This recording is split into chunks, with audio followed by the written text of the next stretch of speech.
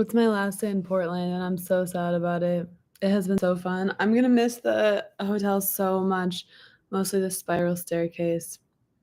I'm kind of sleepy. Last night I was out and about from like 1 p.m. We met at 1. From 1 p.m. until 10 at night. I hung out with the founder of All Wikis. He's just like a really fun guy. I think he's been social forever, but now that he's retired, he just interacts with fewer people throughout the week. So I don't know. He just was like, "Oh, like come to my house next. My wife Karen's making meatloaf." Um, but yeah, it's really fun. But I don't know if this is bad, but I'm just like exhausted from it, a little hungover because he kept being like, "Look at, try this local whiskey, try this local gin." It was really fun, but I'm like, wow, I'm sleepy. But later today, I'm going to another Wiki Pioneers house. There's a lot of them in Portland. And then I'm hopping on a flight and heading back to New York City. So I'll be back with some familiar backdrops. But I'm moving apartments soon, so that'll be exciting. We're only like 100 something pages in, so we have a lot of future backdrops. Also, this actually probably won't happen, but there's a chance that I'll go to Las Vegas for something in like March. So could be fun. Could be fun. Okay. Well, where we left off was on the very end of page 131. I don't remember what was happening. He just got a job offer from that guy. Basically, Moses was like killing it at Al Smith's office, but then Al Smith wasn't the governor anymore. And so then some guy had a job and offered it to Robert Moses, and he was like, yes, 1,000 times yes. Okay. I'm gonna have some coffee and then we'll just get right to it.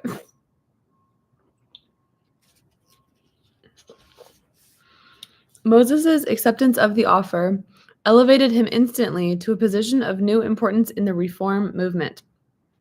A statewide association of leading reformers from both parties would automatically become the rallying point not only for a continued fight for reorganization, but for the state's reform sentiment as a whole, which had always dissipated its strength among too many local organizations. Moses dealt on a day-to-day basis with the old giants of the New York City reform movement: Hughes, Roots, Stimson, Wickersham, Elkis, the legendary Charles Culp C.C. Burlingham, Albert S. Bard, William J. Schlieffen, fighter against Tammany and the sweatshop, who in 1920 was completing the first decade of a 32-year term as chairman of the Citizens Union. Childs would be his successor. I don't know any of the names that he's saying. He also dealt with the young lawyers and social workers who were coming up through reform ranks in the city and would one day take the places of the older men. A whole bunch of names coming up: Stanley Isaacs, Morris Ernst, Nathan Strauss Jr., Raymond V. Ingersoll, Henry H. Curran, Robert S. Binkard, Charles C. Lockwood, 3 young matrons who stood out from the mass of broad-hatted luncheoneers. Wow, I would love to be a broad-hatted luncheoneer someday. Frances Perkins, Mary Simhovich, Mrs. William P. Jen Earl, and the one of the younger men who had already made a citywide name for himself with his courageous championing of John Perroy Mitchell's first investigative efforts. George McAnany. This would be a good rap verse. Yeah, maybe if you were like doing a Hamilton style musical, but just about 1920s infrastructure areas of New York City government.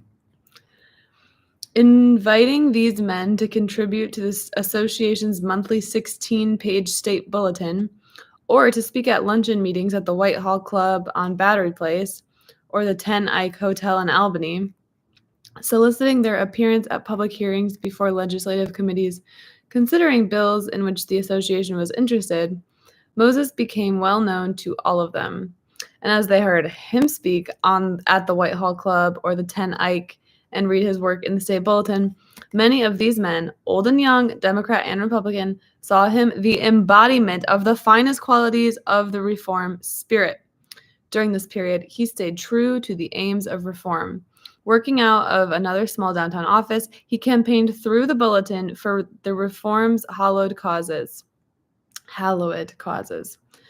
Social welfare legislation, a direct primary system that would end the nomination of candidates by boss-dominated party conventions, the publication of a state journal similar to the Congressional Record so that interested citizens could study legislative debates and thus obtain information on which to base intelligent judgments of state activities, and of course, for the repassage by the new legislature of the reorganization amendments that would foster efficiency and economy in the state government. Oh, we are back, baby. Remember when we had the little respite from this and it was when we were talking about Al Smith's personal life? That was really nice, but those days are over, it seems. One second.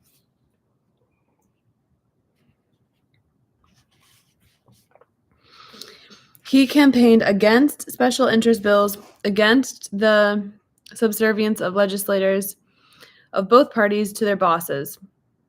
Lauding legislators whose work he approved, he did not hesitate to admonish those he felt had strayed from the path of righteousness, lamenting, for example, that Senator Frederick M. Davenport of Oneida County seems to us to be losing some of the almost religious fire which made him an unusual and significant figure in state politics.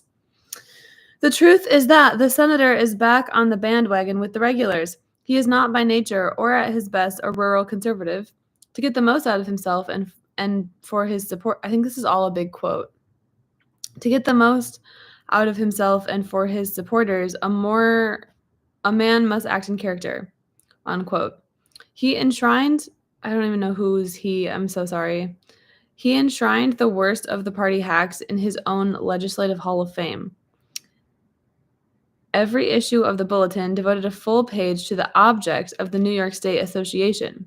Quote, to press for progress toward responsive, responsible, efficient, and democratic government in the state, to increase the number of citizens and local organizations which understand and influence state government, and the Bulletin's other pages were written in the same tone.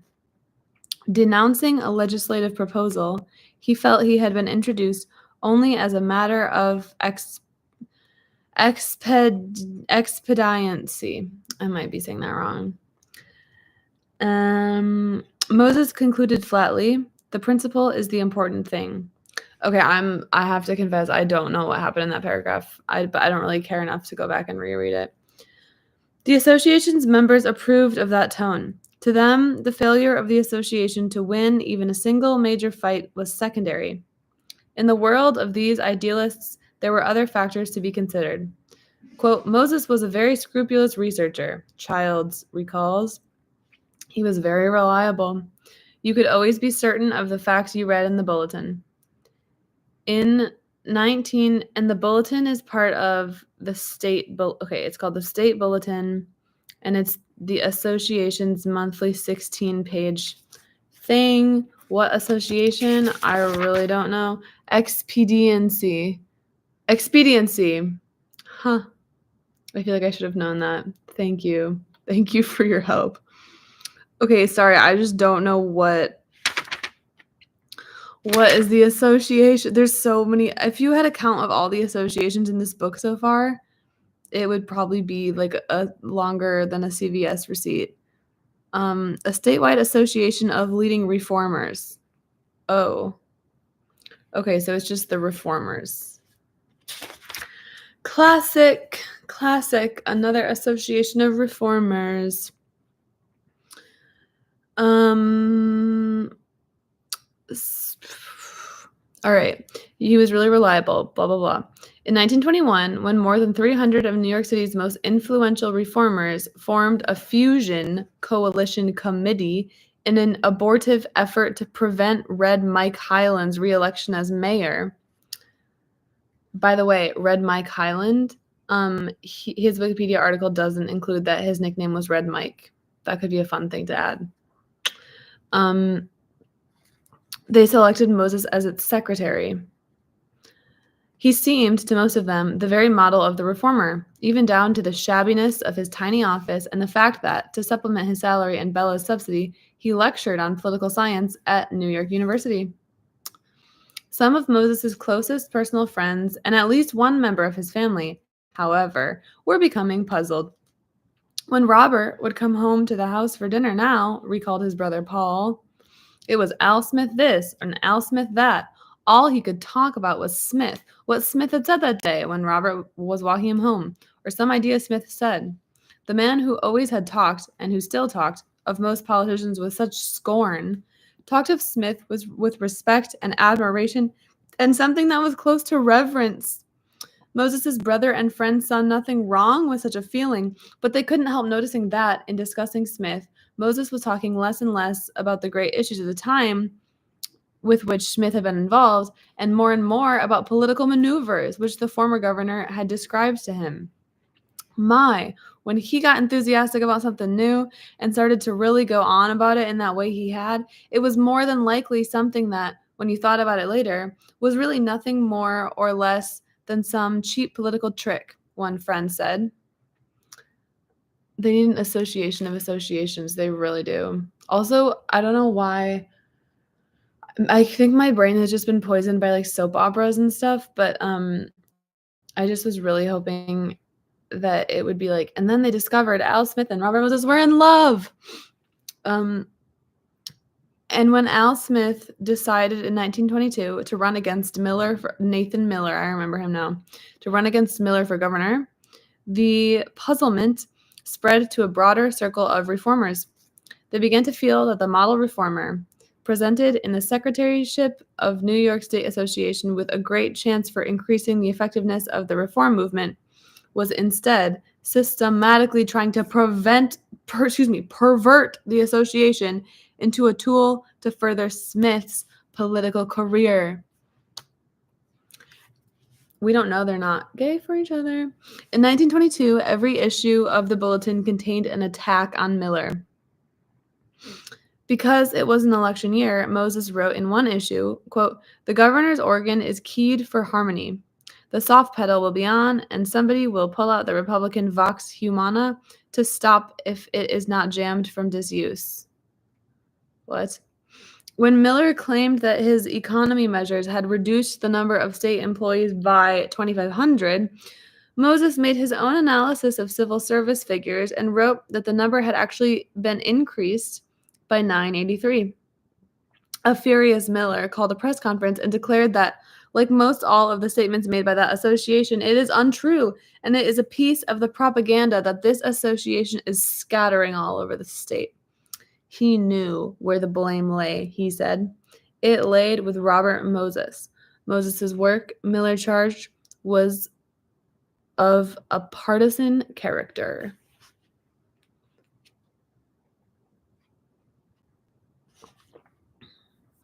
In at least one instance, moreover, Moses's eagerness to attack Miller led him into a mistake inconsistent with the scrupulous, reliable research of the days when his only interest had been in reform. He charged that the governor had overspent the executive department budget, and then, to conceal the fact, the governor had overspent the budget, and then to conceal the fact that he was spending, he had paid the difference out of his own pocket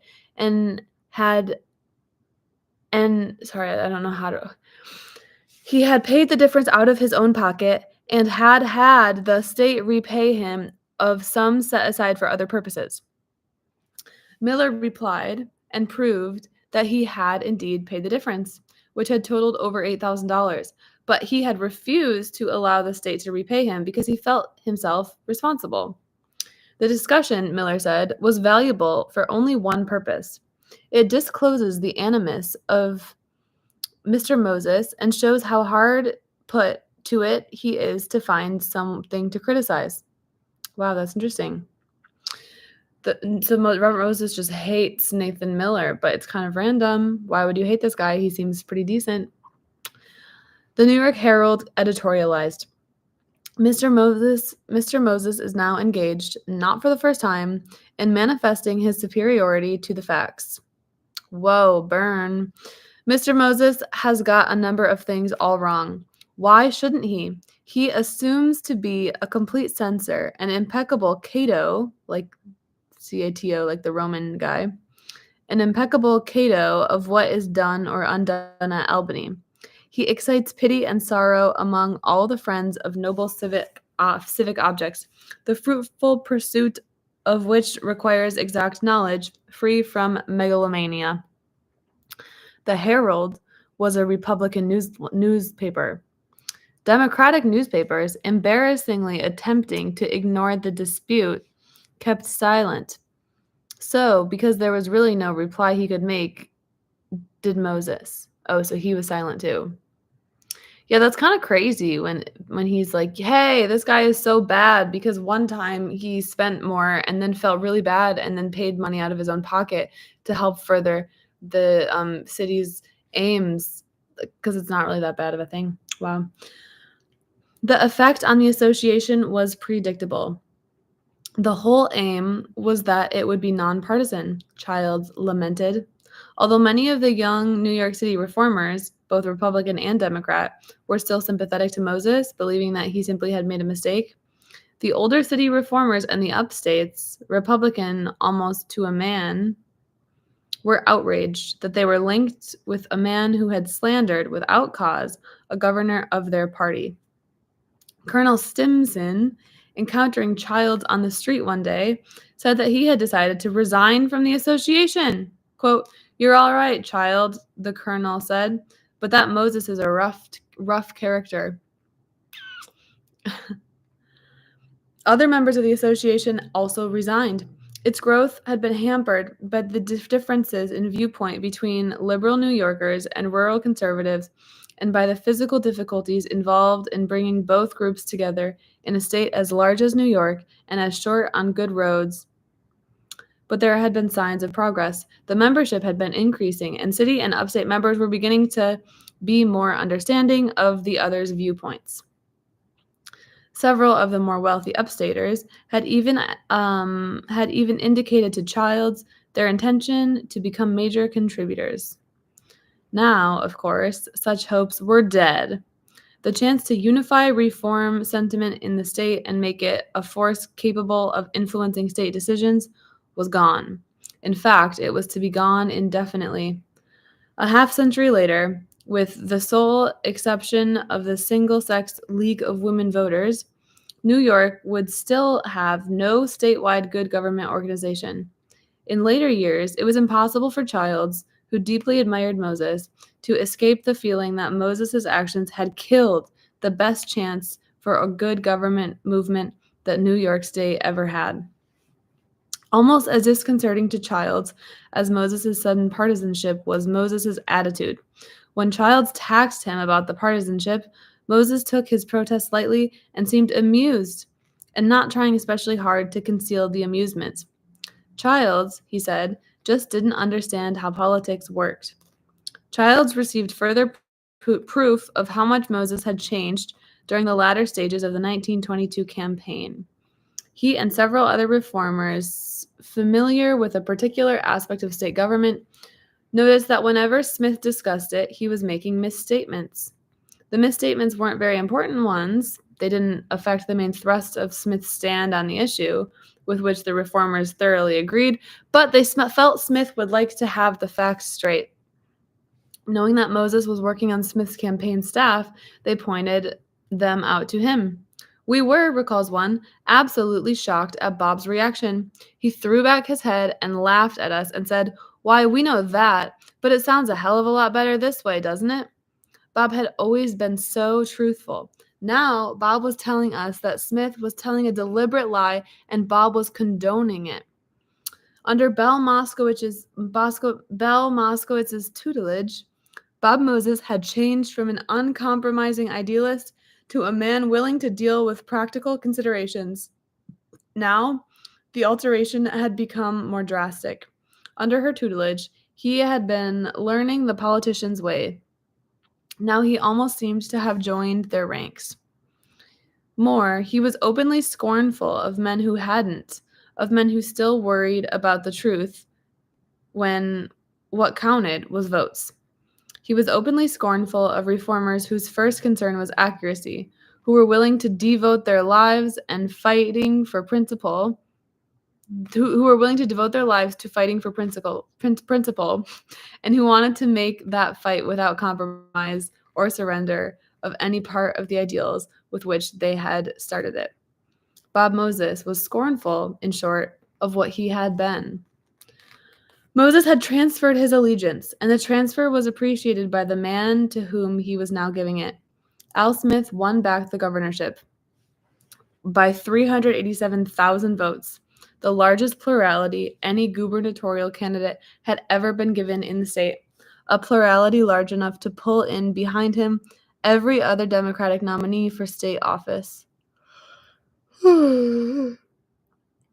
And when, on January 2, 1923, Al Smith went back to Albany, he took Bob Moses with him.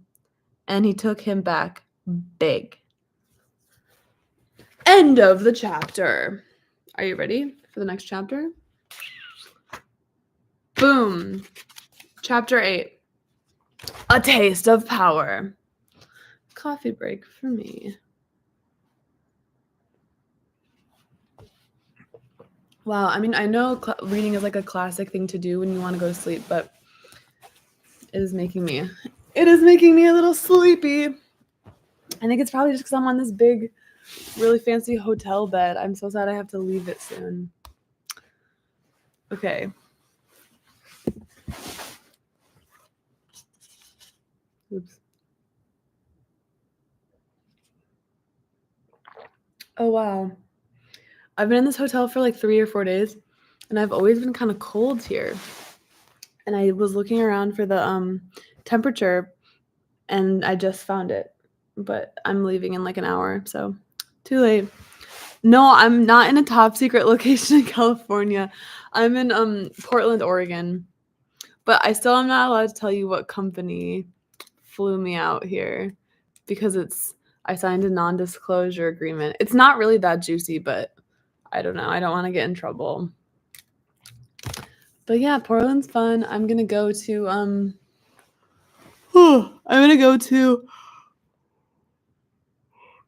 wow.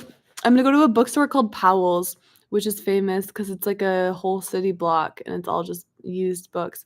And I think it's possible that I'm about to drop some bans on some books, but we'll see. I probably won't. Isn't the last Blockbuster in Oregon? Oh wow, I didn't know that. If it is, maybe I should go to it. But I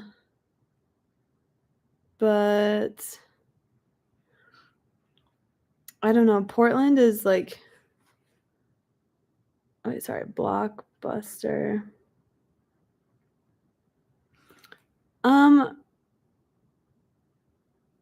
Wow, they all pop up on the map, but they say permanently closed. So Blockbuster open. Let's see. Ugh, no results. Okay, well, I don't think you're lying, but I also trust Google Maps that it's probably not very close to me right now. So, oh well. All right, back to chapter 8. Under a ceiling, 50 feet above the floor, walls of marble from Siena, onyx from Mexico, granite pillars from the quarries of New England, arched windows of stained glass. Facing the presiding officer's dais, a semicircle of 51 desks and chairs of oak and burgundy red leather set on burgundy broad loom, the Senate chamber of the state of New York in 1923. At desk number 18, on the center aisle, the Democratic floor leader's desk, a short, very slim, very blue-eyed, dark-haired man. Pinch leader's desk. Pinch-waisted, one-button suit, slenderest of cravats, a shirt from a collection of hundreds, pearl gray spats buttoned across silk-hosed ankles, toes of the toothpick shoes peeked out from the spats polished to a gleam. Pixie smile, the vivacity of a song and dance man. a charm that made him arrive in the Senate chamber like a glad breeze. Well-timed pauses, head cocked to preface the witticism, brow raised to indicate disbelief, hands tugged at waistcoat or briefly caressed it with upward flicks of expressive palms. Forehead dabbed by handkerchief plucked from left hand breast pocket by left hand instead of by right hand, crossing over the chest because a crossed over hand separates an actor from his audience. The Prince Charming of politics, the author of In the Valley Where My Sally Said Goodbye and Will You Love Me in December as You Do in May, slicing through the ponderous arguments of the ponderous men who sat around him with a wit that flashed like a rapier. Beau James, Jimmy, the Honorable James J. Walker, strutting his stuff. And kneeling beside desk number 18, one knee on the burgundy broadloom, a tall man, dark brown, almost black hair, receding a little but still slim and handsome, with clean-cut and sensitive features, stretching his neck up to whisper to Walker the facts that provided the ammunition for the floor leader's sallies, bending close when the floor leader sat down, murmuring to him urgently. The fact that Bob Moses had to kneel on the floor in the Senate chamber was symbolic in ways other than just as an indication of his newfound reverence for politics. Just as Moses had no place there that belonged to him, the 51 chairs were reserved for the 51 elected senators, and officious sergeants at arms made sure that no one else, no matter how frequent his presence within the chamber, sat down in one. So he had no official position in any branch of the state government. His only title, his only salary, was still that of Secretary of the New York State Association. What an intro. I need a little bit of water.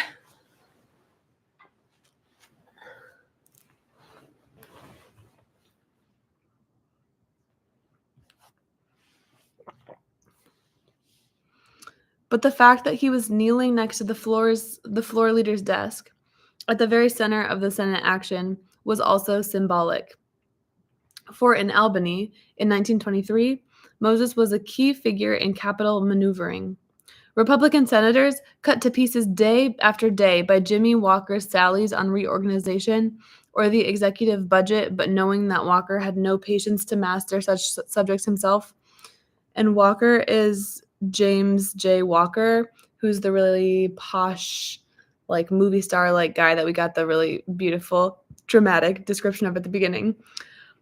Okay, Walker had no patience to master such subjects himself, knew that it was Moses who was coaching him step by step. And when, during debates in which his continual presence was not required, they saw Moses hurrying at intervals into the chamber and over to desk 18, bending down over Walker, whispering broadly and then hurrying out again, they knew that the messages he bore came directly from Al Smith. The big hand that had pulled Moses out of his chair in the Fourth Ward saloons to sing close harmony had now reached out and pulled him into the innermost circle of the governor's advisors. Moses was one of the little group which, in the late afternoon, would be swept by Smith out of the executive chamber and over to the home of his daughter Emily and her husband, John A. Warner, to chat with him as he bounced the Warner's baby daughter on his knee for an hour. He was one of the group who then followed the governor over to the menagerie he had set up in the rear yard of the executive mansion. The governor loved animals. He had decided to keep, instead of giving to zoos, the animals bestowed by admirers as gifts. As a result, the menagerie contained... Wait, this is crazy. The governor's mansion's backyard had a tiger and bear cubs, goats, a fox and an elk, and as a permanent resident, 6 dogs, a mother raccoon with 3 baby raccoons, and 3 monkeys. There were tigers and monkeys at the governor's house in Albany. That's crazy. Moses would be one of the group that several times a week dined with Smith at a table filled with his children's friends and made merry by the jokes he kept cracking with the servants. and after dinner returned to the executive chamber to participate in the legendary bill vetoing and signing sessions conducted over bottles of Scotch and Irish whiskey, which featured impromptu skits, songs, and soft shoe routines by the governor, and his almost uncanny ability to recall details of other bills he had read over the years. "Look at this one," he would growl. "I fought against it 6 years ago, and here it is again, just tricked up a little." It was a mixed circle. Tammany men like George B. Graves in his 32nd year of service to Democrats in Albany, John F. Gilchrist, one of Smith's boyhood friends, and George V. V. McLaughlin, a bluff, red-faced banker, and 3 tall, slim reformers, Moses Proskauer and the Stentorian,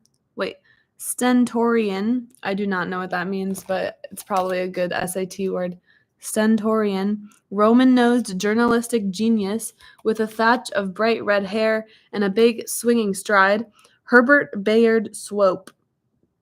All 3 were master talkers. Pacing around the room, circling, interrupting, out-shouting one another, they made proposals, discussed them, refined them. And interrupting and out-shouting them, the governor, the voice of experience in the quartet of reform, refusing to let anyone agree or curry favor with him, hashing out ideas as an equal. And always sitting apart, knitting, saying nothing until the governor turned to her and asked, "What do you think, Mrs. M?" The plump, matronly little woman whose qualities astonished the Capitol more each day. She could mother reporters and bring them chicken soup when they were sick and call them at midnight with the inside tips that they treasured, but when one wrote something about Smith that she didn't like, she knew how to persuade his editor to transfer him from the Albany beat. When, years later, he again wrote something she didn't like, she could tell the reporter's friends, smiling sweetly, "Well, he'd better remember that I got him before." Her loyalty to Smith was so complete that when, knowing that she needed money to raise her children, Tammany leaders offered her a choice of lucrative city posts in an attempt to woo her from the governor's side. She refused so that she could continue as his unpaid advisor. It means loud. Thank you. Okay, this is a good thing I've learned. Stentorian means loud. Why have a word like loud when you could just use stentorian instead? It was exciting being part of that circle. It was exciting working for Smith. His enormous plurality made him feel free at last of all constraints, at home in the governorship. He ran an informal office.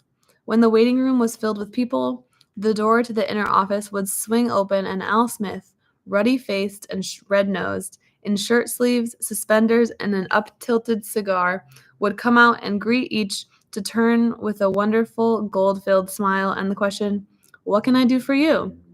He was never too busy to see reporters, putting his feet up on his desk as he talked to them, revolving in his swivel chair to spray first one and then the other of the 2 big brass cuspidors that had been placed at either side of his office. He obviously enjoyed every minute of his banter with them, and, giving them his private number at the mansion, told them to call him day or night.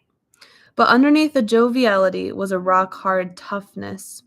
The blue eyes could, in the words of one reporter, turn to steel, absolute steel.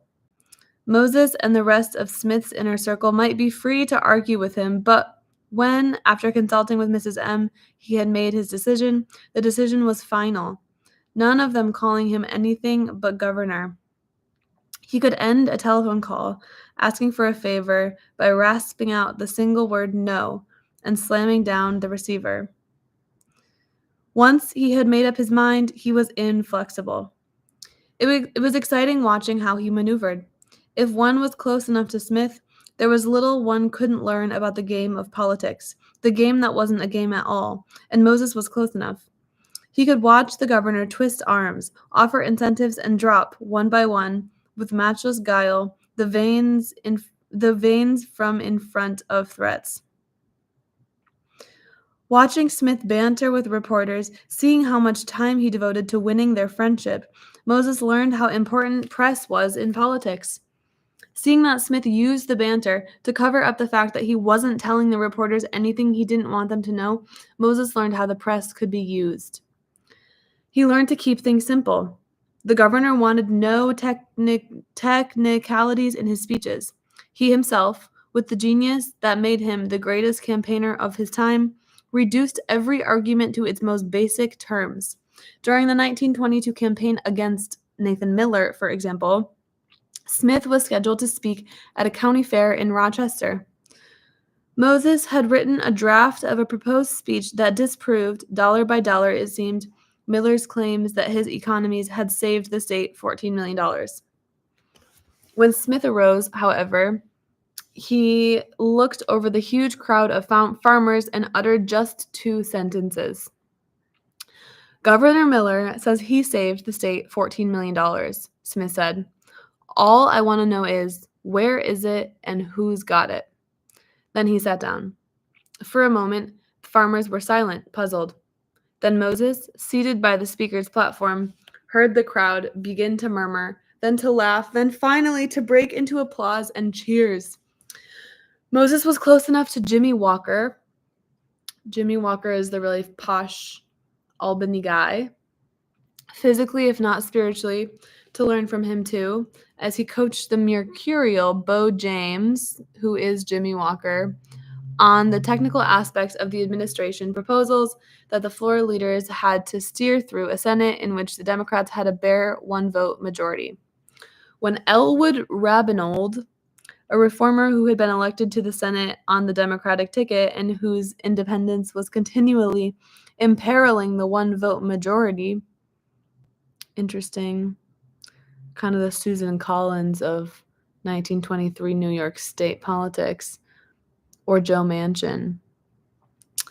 Not only refused Walker his vote on one crucial measure, but rose on the Senate floor to chastise the floor leader for undue pressure, Moses, kneeling beside Walker, heard the dapper little man snarl under his breath, "I'll ruin him! I'll ruin him!" And he watched as, in succeeding months, Walker remorselessly drove Rabinold out of politics. Kneeling there on the burgundy carpet, Moses heard the details by which other Democrats and Republicans, when needed, were kept or brought into line. The judgeship traded for a senator's vote on a crucial issue, the campaign contribution promised for an alteration in a legislator's stand. Okay, I think I'm going to read I don't know how much more. Probably just a little bit. I'm probably going to read one or two more paragraphs. But remember, the paragraphs are long. They take me 2 minutes, sometimes more.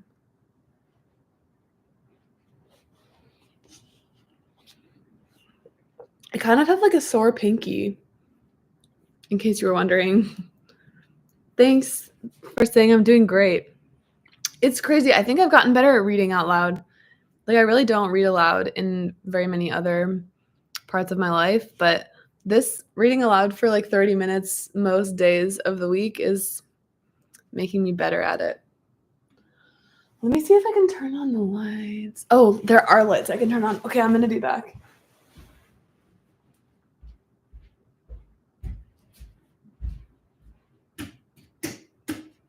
Never mind, the lights don't work.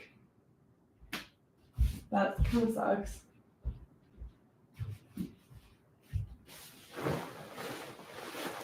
Ugh. Okay. Do I have a Storygraph or Goodreads? I do have a Goodreads. I don't know Storygraph though. I'm pretty consistent on Goodreads for the past 2 or 3 months, but I haven't been I've had a Goodreads account forever, and I haven't been super consistent. So if you see that I did something weird 5 years ago, don't it probably doesn't mean that much. Okay. Being close to Smith was exciting to Moses for another reason. For a decade, ever since he had entered public service, his mind had been teeming with ideas, but not a single one had become reality. Now, for the first time, when Moses had an idea, he had a good chance of seeing it implemented. If something was wrong and he just knew exactly how to make it right, there was a real chance that it would be made right. Ultimately, he had learned through his experience with John Perroy Mitchell, it all came down to a question of power. An idea was no good without power behind it. Power to make people adopt it, power to reward them when they did, power to crush them when they didn't. If he still had no position and no power of his own, if his only power was the confidence of one man, still, in Al Smith's Albany, when that one man was Al Smith, that was not an inconsiderable amount of power. Executive support, he had learned, was the essential that one could not do without if one did not have power of one's own. Now he had that support. And then next paragraph. And he got a lot done. Next paragraph. Smith, long angered by the state's prison system's complete lack of interest in rehabilitating prisoners for their return to society, asked Moses to study the state's penal machinery. Moses proposed getting youthful offenders into a non-prison atmosphere by turning poorly attended state agricultural schools into minimum security reformatories. To aid rehabilitation of adult prisoners, he proposed starting small industries in prisons and paying the prisoners for their work. And he proposed abolishing the notoriously repressive State Correction Commission and creating a new, more liberal State Correction Department. Moses's plan aroused the opposition he had expected from the Correction Commission bureaucrats and the legislature. But Smith incorporated Moses's prison industry suggestion in an administration bill, pushed it through the legislature in 1923, turned the agricultural schools into reformatories by the same method in 1924, and told Moses to draw up the laws creating the new department.